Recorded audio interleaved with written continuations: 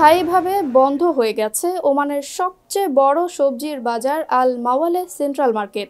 দীর্ঘ 2 যুগেরও বেশি সময়ের বাজারটিতে কর্মস্থান হয়েছিল প্রায় 30,000 মানুষের। জানা গেছে মার্কেটটির কার্যক্রম এখন থেকে খাজাইন অর্থনৈতিক এলাকার সিলাল মার্কেট থেকে পরিচালিত হবে।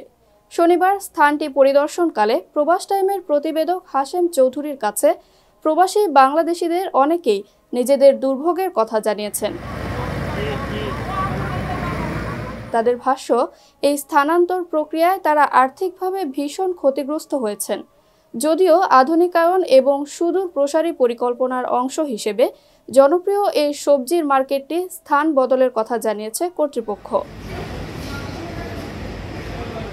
এদিকে পাইকারি বেচাবিক্রি বন্ধ হলেও মূল মার্কেটে খুচরা বেচাকেনা চালিয়ে যাওয়ার কথা জানিয়েছে মাসকাট মিউনিসিপ্যালিটি।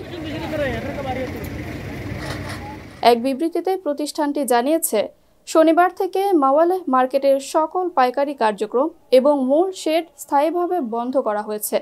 তবে সাধারণ ক্রেতাদের জন্য প্রতি শনি থেকে বৃহস্পতিবার সকাল 6টা থেকে রাত 10টা পর্যন্ত খুচরা বিক্রেতারা মার্কেটে বসবেন। এছাড়া হালকা যানবাহন মার্কেটের 2 নম্বর গেট দিয়ে ভিতরে প্রবেশ করার সুযোগ পাবে বলেও জানা গেছে। ওমানের সেরা রেট দিচ্ছে বাংলাদেশি প্রতিষ্ঠান গালফ এক্সচেঞ্জ। প্রিয়জনকে টাকা পাঠাতে আজই আসুন আমাদের যে কোনো ব্রাঞ্চে অথবা কল করুন স্ক্রিনে দেয়া নাম্বারে। গালফ এক্সচেঞ্জ, বাংলাদেশিদের প্রিয় এক্সচেঞ্জ।